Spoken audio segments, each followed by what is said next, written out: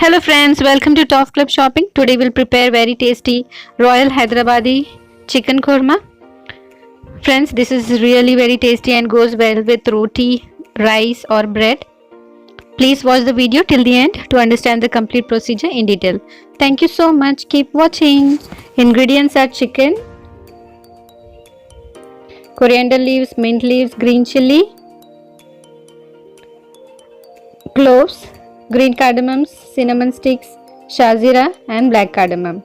Potatoes cut into big pieces, pumpkin seeds, desiccated coconut powder, fried onions, just transparent fried, groundnuts or peanuts, almonds, turmeric powder, salt, ginger garlic paste, red chilli powder, Chirongi, Garam masala powder, pure ghee, fresh curd or yogurt. Friends, we'll just roast few of the ingredients, that is the peanuts, almonds, chirongi and pumpkin seeds, and we'll make a fine paste by adding a little bit of water in the blender.